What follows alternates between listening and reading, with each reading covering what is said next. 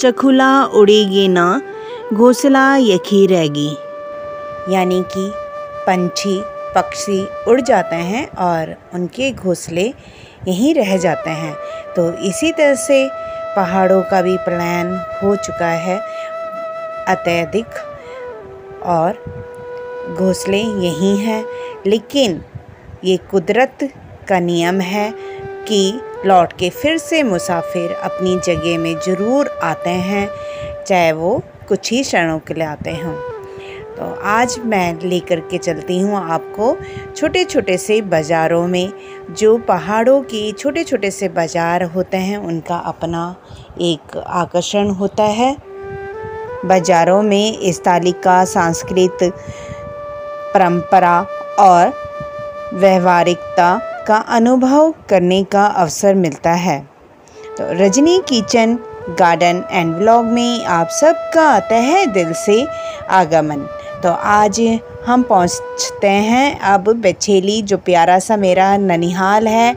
वहाँ का जो बाज़ार है, वहाँ का ही नहीं आसपास के कई गाँव का यह बाज़ार है, इगासर एकेश्वर। तो हम ऊपर मेन रोड में आ चुके हैं और जो अभी आपने मंदिर देखा वह इगासर का एकेश्वर का महादेव का मंदिर है, जिसका वीडियो मैंने काफ़ी महीने पहले डाला था। तो ऊपर आइकन में आपको उसका लिंक मिल ही रहा होगा, तो आप ज़रूर से देखें कि कितना खूबसूरत वहाँ मंदिर है। 2 गति बैसाख मेरा मुल्क मेला। तो आज इगासर में मेला लगता है, केशवर का मेला होता है, बहुत ही धूमधाम से बनाया जाता है। तो यह वीडियो मेरा पहले का है, आज 13 अप्रैल को यहाँ मेला होगा। बहुत ही मतलब छोटे से बाज़ार लगते हैं अब यहाँ, और जब हम छोटे थे तो यही बाज़ार हमें बहुत अच्छे लगा करते थे। अभी भी मुझे बहुत प्यार है इस बाज़ार से, क्योंकि इस बाज़ार में हम तब आया करते थे जब मेरे ननिहाल में सड़क नहीं गई थी, और 1.5 से 2 घंटे हमें पैदल लगते थे यहाँ तक पहुँचने में बच्चों को। और धूप भी सुबह सुबह निकल जाया करते थे, और उस समय यह बाज़ार सिर्फ सुबह मतलब 7 बजे से लेकर के और 2 बजे तक खुला रहता था, फिर उसके बाद धीरे धीरे बंद होना शुरू हो जाता था। तो यहाँ देखिए एकेश्वर का बाज़ार है, यहाँ बहुत ही छोटा, लेकिन इसमें सारा सामान आपको मिलेगा। और अब हम इधर से आगे की तरफ चलते हैं। एकेश्वर बाज़ार से फिर आता है नौगांव खाल, और नौगांव खाल के बाद आएगा सिमार खाल आएगा।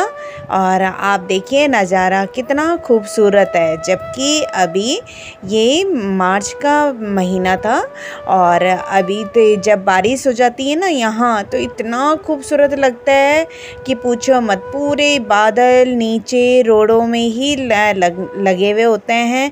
आगे की रोड भी ऐसे दिखाई देती है धुंधली सी, लेकिन नज़ारा बहुत ही खूबसूरत होता है। तो आप जब भी पहाड़ों में आएँ तो आप इधर की साइड अवश्य आएँ। जैसे आप लोग लंचडाउन की तरफ तो आते ही होंगे, बहुत भीड़ लगी हुई होती है लंचडाउन, लेकिन आप लोग एक बार इधर की साइड भी ज़रूर आइएगा। इधर भी अब लोग आने लग गए हैं, क्योंकि इसकी खूबसूरती ही इतनी ज़्यादा है, बहुत सुंदर है इधर की साइड। तो ये आपको कोटद्वार से सतपुली, और सतपुली से फिर एकेश्वर का रोड अलग कट जाता है वहाँ ऊपर की तरफ। तो आप देखेंगे अब ये तो इगासर से यानी एकेश्वर मार्केट से नौगांव खाल 5 किलोमीटर की दूरी में है। और जैसे मैंने आपको पिछली वीडियो में बताया था ना अपनी मामी का, तो मेरी मामी का गांव है इसी के पास में। और अब सिमार खाल, थोड़ा सा नाम थोड़े से अटपटे से होते हैं गांव के, बाज़ारों के, पहाड़ों के, तो नाम बोलने में थोड़ी सी मुझे वो होती है। तो मेरे हस्बैंड भी बताते रहते हैं कि ये वाला गांव है, वो उधर से वो वाला गांव दिखाई दे रहा है। तो आप देखिए रास्ता कितना खूबसूरत है। तो सिमार खाल एक छोटा सा मार्केट था और अब हम चौबट्टे खाल की तरफ चल पड़े। तो ये देखिए यहाँ पे बुरास के पेड़ इतने सारे थे और सब में फूल थे, तो बहुत ही सुंदर लग रहा था। तो हम भी यहाँ पे थोड़ी देर रुके और यहाँ एंजॉय किया। तो अब बस आ गया है चौबट्टे खाल। तो चौबट्टे खाल हमारे इधर का लास्ट का मार्केट है, जहाँ बस यहीं तक आती है। जैसे आपको कोटद्वार से बस पकड़नी पड़ेगी तो चौबट्टे खाल तक आती है, और इसके आगे फिर थैलीसैंड पड़ता है। थैलीसैंड काफ़ी दूर है यहाँ से, लेकिन इसके आगे का रास्ता फिर थैलीसैंड चला जाता है। तो ये देखिए यहाँ सुपर बाज़ार भी है चौबट्टे खाल में। और चौबट्टे खाल में डिग्री कॉलेज है। बहुत समय पहले से यहाँ डिग्री कॉलेज होता था। तो ये चौबट्टे खाल का बाज़ार है, इसलिए ये आपको थोड़ा सा बड़ा दिखाई देगा चौबट्टे खाल, क्योंकि यहाँ पे कई चीज़ें हैं। एक तो यहाँ कोर्ट भी है ना, स्थानीय कोर्ट जो होती है वो है। और ये देखिए थोड़ा सा बड़ा मार्केट है ये चौबट्टे खाल। मैं भी यहाँ फ़र्स्ट टाइम आई थी घूमने के लिए।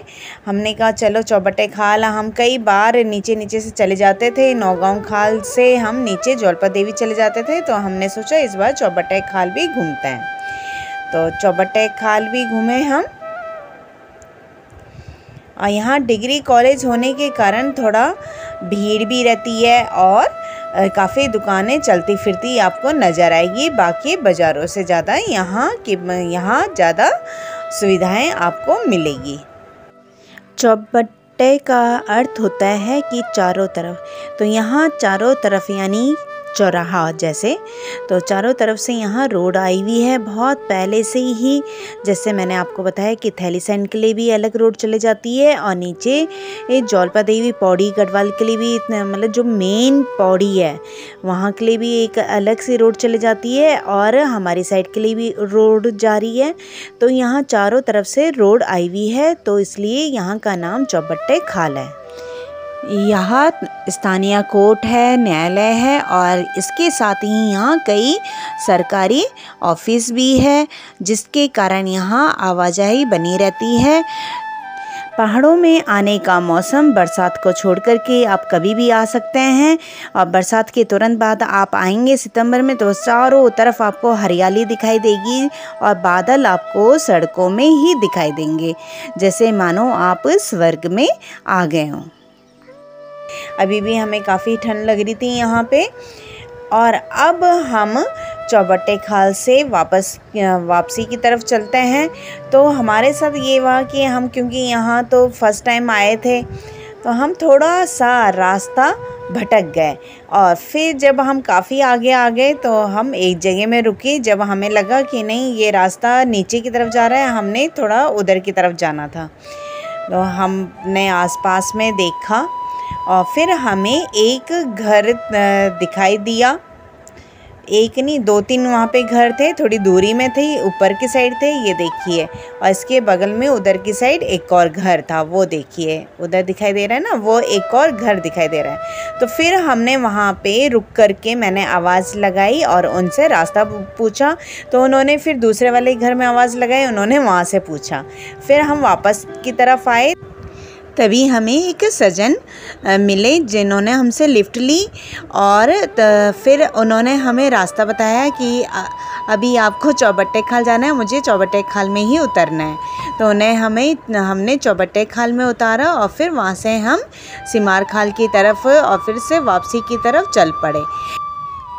वीडियो के अंत में अगर आप कभी पहाड़ों में रास्ता भूल जाएं, भटक जाएं, या आपका मन हो मनोरम दृश्य देखने का कि गाड़ी से बाहर निकल के मनोरम दृश्य देखें, तो पहले आप वहाँ देखिएगा कि आसपास में लोग हैं या नहीं, वहाँ पे घर हैं या नहीं। क्योंकि लोग तो बहुत अच्छे हैं वहाँ के, बहुत शांत स्वभाव के, सोबर, सिंपल, किंतु वहाँ जंगली जानवरों का, वाइल्ड एनिमल्स का खतरा हो गया है। तो आप अपनी सुरक्षा आप रखें। गाड़ी के अंदर कोई भी खतरा नहीं है, क्योंकि 2 बार तो हमें ही लेपर्ड देखने को मिल गया और हाथी आए दिन देखने को मिल जाते हैं दूर से। अभी तक व्लॉग में बने रहने के लिए आप सबका तहे दिल से शुक्रिया।